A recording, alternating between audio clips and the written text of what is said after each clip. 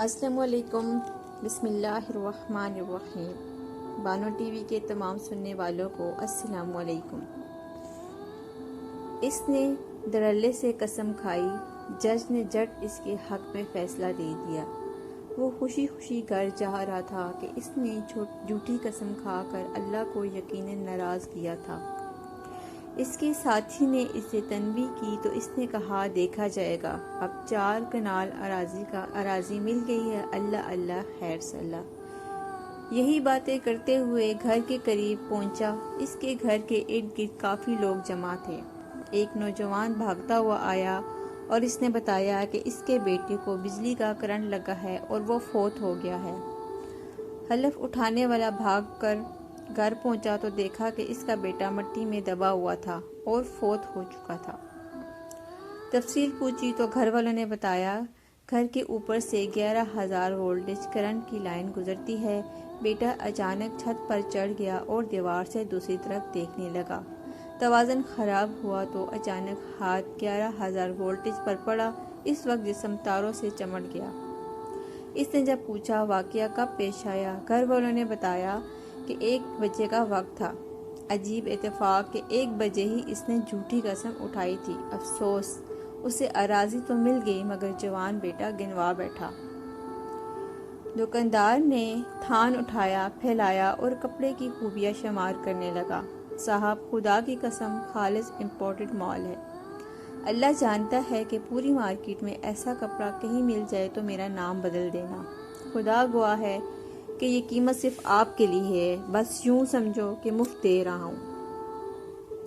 ایک ہی سانس میں اس نے کئی قسمیں خدا کے واسطے مبالغے اور رٹے رٹائے جھوٹے سچے کئی جملے کہہ ڈالے تھے۔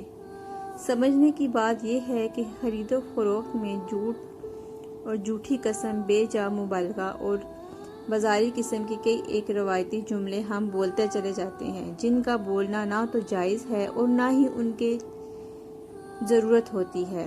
دیکھا دیکھی سنتے سنتے ہم بھی بولنے لگتے ہیں اور بالآخر ہماری عادت ثانیہ بن جاتی ہے۔ یہ وہ کوتاہی ہے جسے عام طور پر گناہ سمجھا ہی نہیں جاتا، بلکہ بعض تو اسے اپنی مجبوری اور کاروباری ضرورت بھی بتلاتے نظر آتے ہیں۔ ایک طرف تو یہ ہمارا معمول ہے تو دوسری جانب اللہ کا حکم۔ آئیے دیکھتے ہیں کہ ہمارے پیارے نبی محمد صلی اللہ علیہ وآلہ وسلم اس سے متعلق کیا ارشاد فرماتے ہیں۔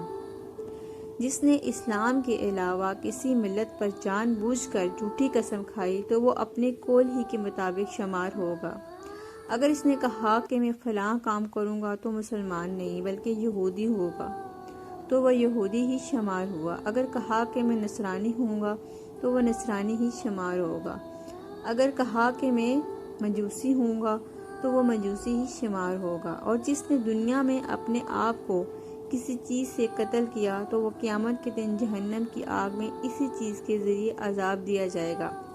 اور جس نے کسی مومن پر لعنت کی تو یہ بات اسے قتل کر دینے کے برابر ہے، اور جس نے کسی مومن پر کفر کی تہمت لگائی تو یہ بات بھی اسے قتل کر دینے ہی کے برابر ہے۔ صحیح بخاری۔ دوسری حدیث پاک میں رسول صلی اللہ علیہ وآلہ وسلم نے فرمایا کہ اللہ تعالیٰ اس شخص کی طرف نظر رحمت سے نہیں دیکھے گا اور نہ اسے گناہوں سے پاک کرے گا، بلکہ اس کے لیے دردناک عذاب ہے۔ وہ جھوٹی قسم کھا کر اپنا مال بیچنے والا تاجر ہے۔ تیسری حدیث ہے جھوٹی قسم کھانا گناہ کبیرہ ہے۔ ہمیں جاننا چاہیے کہ قسم کھانا دراصل اللہ کو اپنے عہد یا اپنی ذات پر گواہ ٹھہرنا ہے۔